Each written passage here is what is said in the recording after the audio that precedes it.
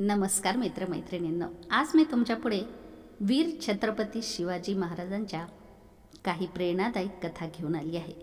मित्रांनो, येत्या 19 फेब्रुवारीला छत्रपती शिवाजी महाराजांची तारखेनुसार जयंती आहे.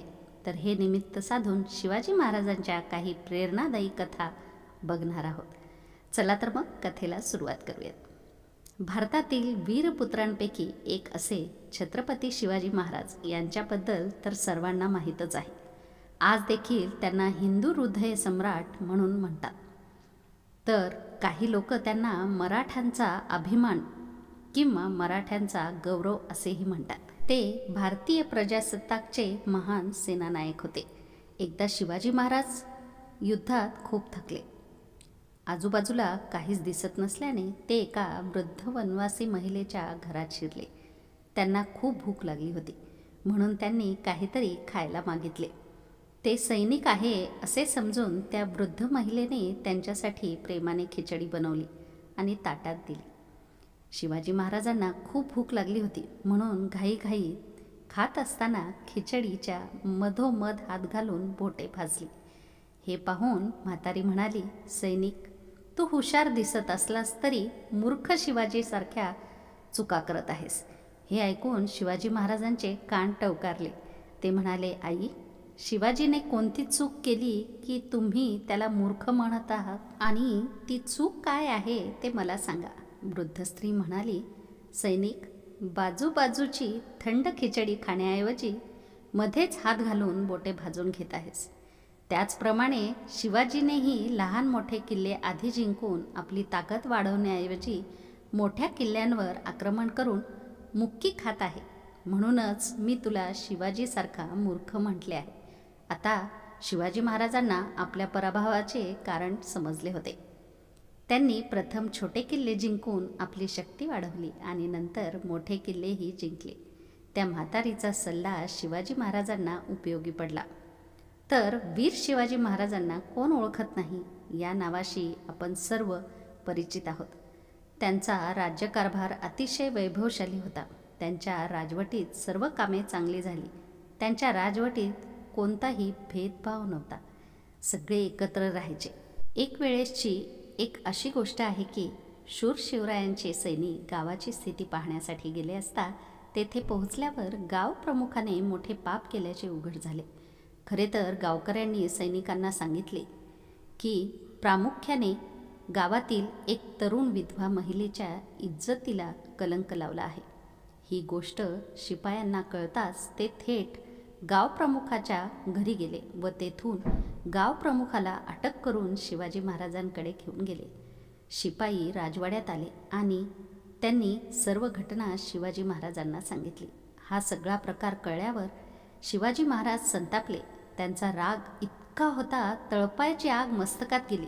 शिवरायांचे हे रूप पाहून गावप्रमुख खूप घाबरला. तो लगेच शिवाजी महाराजांच्या पाया पडून जीवाची भीक मागू लागला. शिवाजी महाराजांनी त्याला जोरात ढकलून जमिनीवर फेकले. या नगण्य गुन्ह्याबद्दल त्याला कोणती शिक्षा द्यायची हे सांगा, अशी गर्जना करत शिवाजी महाराजांनी त्याला विचारले. तो गावप्रमुख अजूनही स्वतःच्या जीवाची भीक मागत होता. तेव्हा शिवाजी महाराज आपल्या सैनिकांना म्हणाले, मी स्त्रियांचा खूप आदर करतो. आई आणि बहीण म्हणून ती तिच्या जबाबदाऱ्या चांगल्या प्रकारे पार पाडते. या पाप्याने निर्मळ मनाच्या स्त्रीच्या भावनांशी खेळ केल्यामुळे या माणसाचे हात पाय कापले पाहिजेत, जेणेकरून भविष्यात कोणीही असा गुन्हा करण्यापूर्वी 100 वेळा विचार करेल.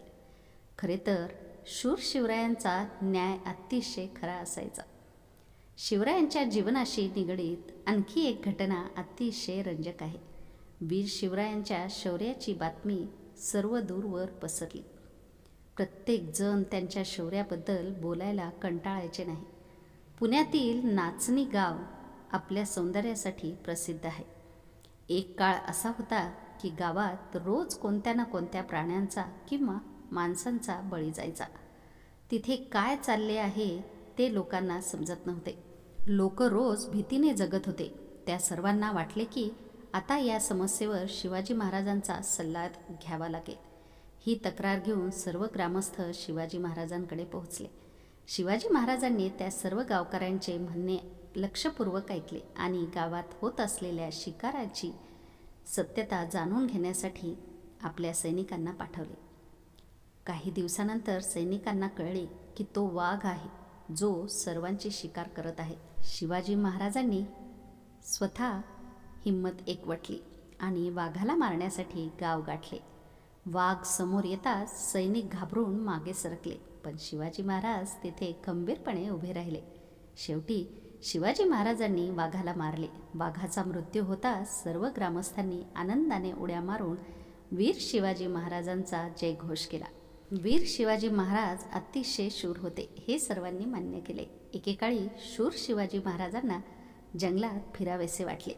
त्यांच्या मनात इच्छा होताच ते जंगलाच्या दिशेने निघाले. शिवाजी महाराजांना शिकारीची आवड असल्याने त्यांनी बंदूक घेऊन शिकार शोधायला सुरुवात केली. घोड्यावर बसून ते सतत शिकार शोधत असताना अचानक एक दगड उसळत आला आणि शिवाजी महाराजांच्या डोक्यावर आदळला. दगडामुळे थोडा ओरखडाही आला होता. हे पाहून शिवाजी महाराज क्रोधाने संतापले.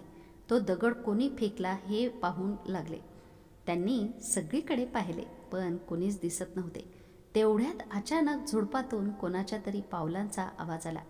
शिवाजी महाराज झुडपाजवळ गेल्यावर त्यांना एक वृद्ध स्त्री हात जोडून उभी असल्याचे दिसले. ती स्त्री घाबरलेली पाहून शिवाजी महाराजांनी तिला विचारले, तुम्ही इतके घाबरलेल्या का उभ्या आहेत?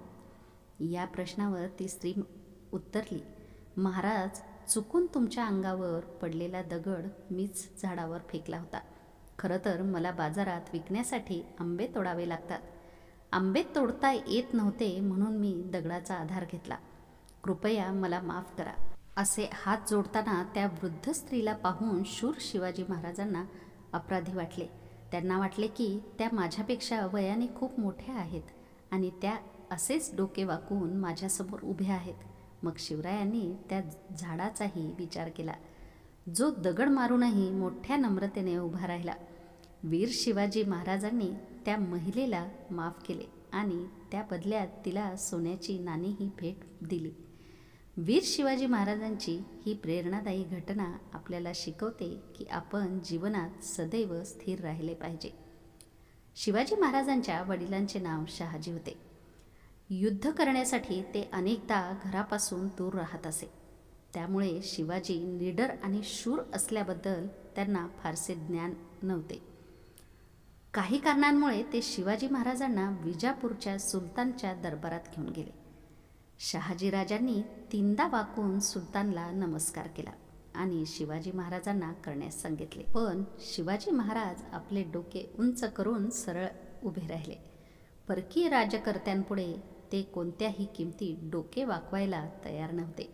एवढेच नाही तर ते सिंहासारखे अभिमानाने चालत दरबारातून परत गेले. त्यामुळे छत्रपती शिवाजी महाराज हे निडर आणि ज्ञानी सम्राट म्हणून ओळखले जातात. छत्रपती शिवाजी महाराज जेवढे तलवारबाजीत पारंगत होते तेवढेच ते चारित्र्य संपन्न होते. त्यांनी आपले चारित्र्य आणि तलवार यांना कधीही डाग लागू दिला नाही. एकदा शिवाजी महाराजांच्या शूर सेनापतीने कल्याणचा किल्ला जिंकला. शस्त्रास्त्रांच्या साठ्याबरोबरच त्यांना अमाप संपत्तीही मिळाली. एका सैनिकाने मुघल किल्ल्यातील सून जी दिसायला अतिशय सुंदर होती सेनापतीसमोर भेट देण्यासाठी आणली. तो सेनापती त्या तरुणीच्या सौंदर्याने मोहित झाला. सेनापतीने ती मुलगी शिवाजी महाराजांना नजराणा म्हणून भेट देण्याचे ठरवले. सेनापती तरुणीला पालखीत घेऊन शिवाजी महाराजांच्या दरबारात पोहोचला. त्यावेळी शिवाजी महाराज आपल्या सेनापतींशी राज्यकारभाराबाबत चर्चा करत होते. युद्ध जिंकलेल्या सेनापतीने शिवाजी महाराजांना नमस्कार केला आणि म्हणाला, महाराज, विजयानंतर मी कल्याणहून आणलेली एक गोष्ट मला तुमच्यासमोर मांडायची आहे. असे म्हणत त्यांनी एका पालखीकडे बोट दाखवले. शिवाजी महाराजांनी पालखीचा पडदा उचलताच पालखीत एक सुंदर मुघल मुलगी बसलेली दिसली. शिवाजी महाराजांचे डोके शरमेने झुकले. यानंतर आपल्या सेनापतीला फटकारून ते म्हणाले, माझ्यासोबत राहूनही तुम्हाला माझा स्वभाव समजला नाही. शिवाजी इतरांच्या माता मुलींना स्वतःच्या माता मानतो. उशीर न करता त्यांना आदराने त्यांच्या आईकडे सोडा. एकीकडे तो सेनापती स्वतःला बक्षीस घेण्यास पात्र समजत होता आणि त्याला असे बक्षीस मिळाले की शिवाजी महाराजांकडून फटकारलेच गेले. सेनापतीला शिवाजी महाराजांच्या या वागण्याचे त्याला खूप आश्चर्य वाटले. मुघल सुभेदारांच्या सुनेला तिच्या घरी पाठवण्याशिवाय त्याच्याकडे पर्याय नव्हता. पण यासोबतच त्याला लाजही वाटली. त्यांनी शिवाजी महाराजांचे चरित्र ओळखले. मुघल छावणीतील महिलेला पूर्ण सन्मानाने तिच्या छावणीत नेण्यात आले. तर मित्रांनो, आपण प्रत्येकाकडून काही ना काही शिकत असतो. तसे शिवाजी महाराजांकडून शिकण्यासारखे बरेच काही आहे. म्हणूनच त्यांच्या काही प्रसंगांना उजाळा देत काहीतरी गोष्टी शिकूयात. तर मित्रांनो, तुम्हाला ही कथा कशी वाटली ते नक्कीच सांगा. आणि हो, लाईक आणि शेअर करायला अजिबात विसरू नका. आरडी स्टोरीजला सबस्क्राईब करा. पुन्हा भेटूयात उद्याच्या कथेमध्ये.